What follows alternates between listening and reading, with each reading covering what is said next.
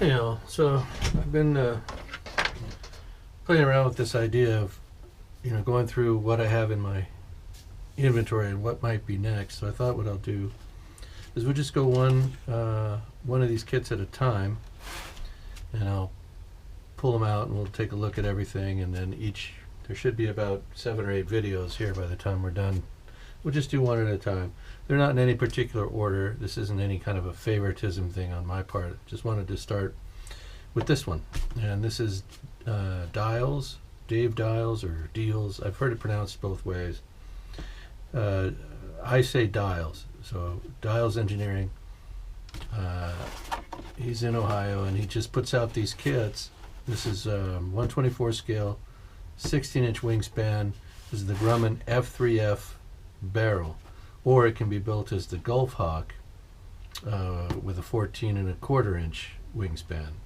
The Gulfhawk was the stunt version, air show version of the F3F barrel, and it looked like this. So this has clipped wings, which means they're about 1.5 feet, 2 feet shorter in wingspan. That's just to give the airplane a little bit faster roll response for air show type stunting. Anyway, that's this kit can be built either as the stunt plane or as the Navy version, and I was leaning towards doing it Navy, but we'll see. Anyway, here's the kit. I'm not a big fan of this style of boxing. I much prefer the box you just pull the top off. It's just easier to keep the parts together and to access them and whatnot. But anyway, that's it. So you get a set of just plain paper insignia, and these would just be applied with white glue onto the tissue covering.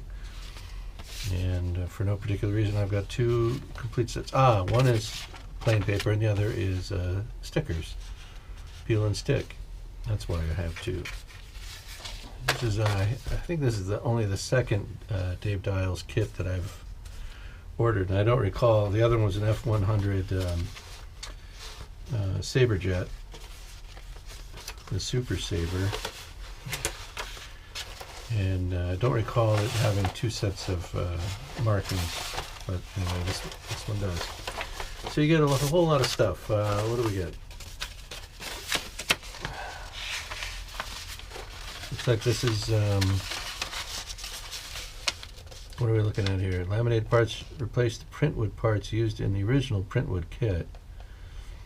So now we're laying up, I guess, different things here. And instead of cutting them from a sheet, or maybe it's the other way around. Maybe now they're in the printwood, and before I used to have to lay them up. I don't know. We'll see. So this is the Navy version of the F3F Grumman barrel. I don't know how well that's showing up on camera. Hopefully well. And this is a cross section of each half of the fuselage. These are the wing ribs in section. This is an illustration of how the landing gear works. So the landing gear on this airplane was had basically a bicycle chain. It was chain driven, hand cranked. The pilot had to crank this thing up to something like 30 revolutions of basically what amounted to instead of a bicycle pedal on a crankshaft, it was just a handle, and the pilot would crank that thing up and down and then lock it with a mechanical latch. And that's how the gear worked. One crank operated both sides. The chain came off of a center dual sprocket out to the end sprocket, the actuating arm, and then rotated the gear up and down. So this is just a clean drawing of it in case the modeler wants to make an enhanced or more proper landing gear. I've messed around with the idea of making it operational landing gear, that something that could be posable either up or down position. I don't know. I say that almost every build, and I've only done it a couple of times. I also thought about just modeling this airplane as if in flight without landing gear, but we'll see. So here's what you got here. A couple of drawings,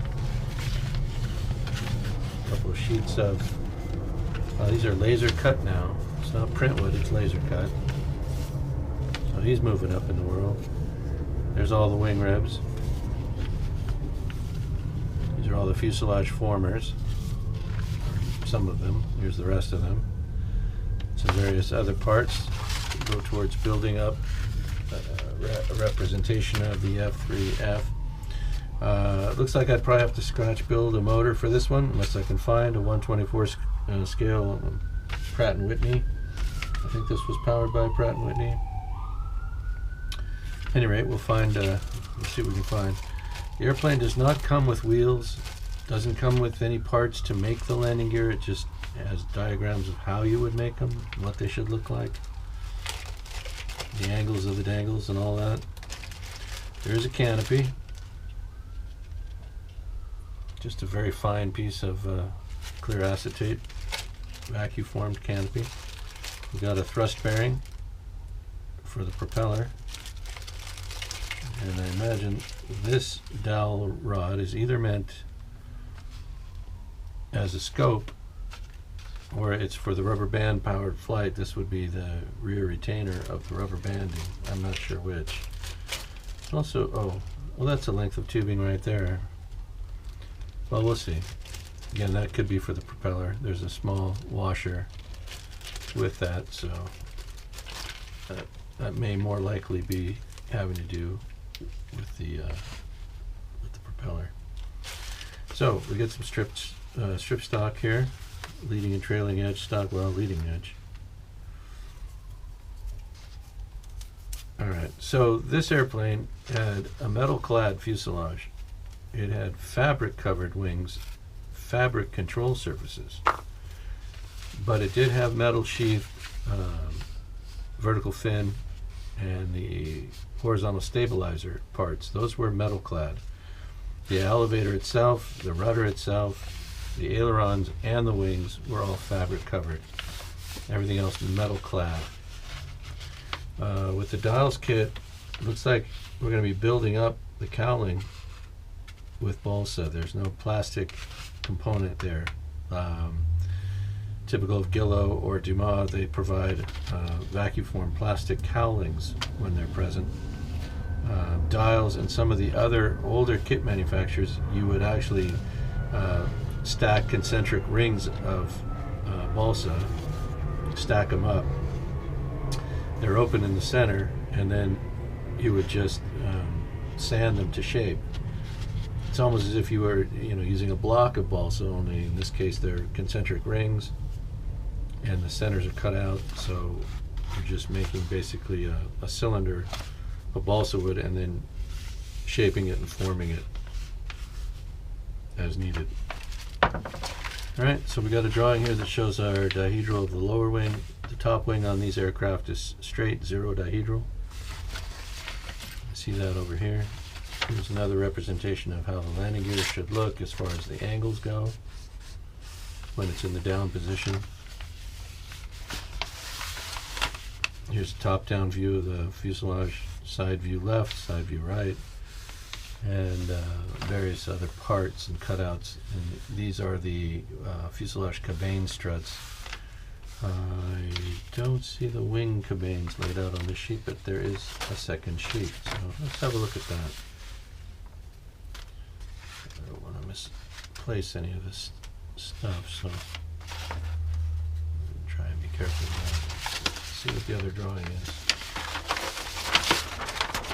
Alright, so this looks like it's all fuselage stuff, and this is all wings and tail feathers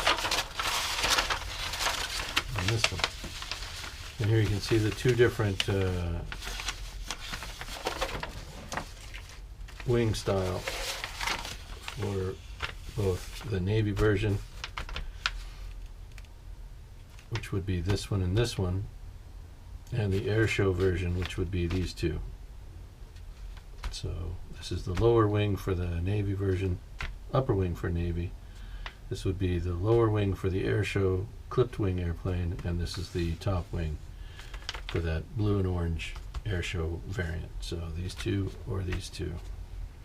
As I said, I'm going to be doing the Navy airplanes, so it'll be these two here. And here's the horizontal stabilizer and elevator. And here, just a clear drawing of how the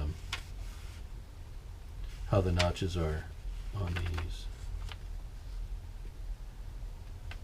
fuselage formers. Sorry. All right, so that's the Dave Diels Engineering F3F-2 and 1/24th scale, and with a 16-inch wingspan.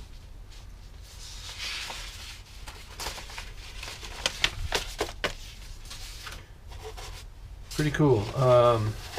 Like I said, this fella, he just he puts out an awful lot of these kits. There's if you go to his website, Dave Diels or Diels Engineering, you know, he's got quite a variety of airplanes in there, and they're all, you know, it's good subject matter. They're all popular or famous or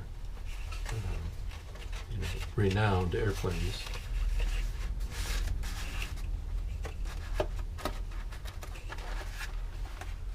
No slouches. They're all good airplanes. So worth a look if you're into this. If you're into this kind of thing. Let's see if I can get these to go. There we go. Yeah, you see why I don't prefer this style of box, but hey. It gets the parts to your house. Let's see if I can get this in here. There we go.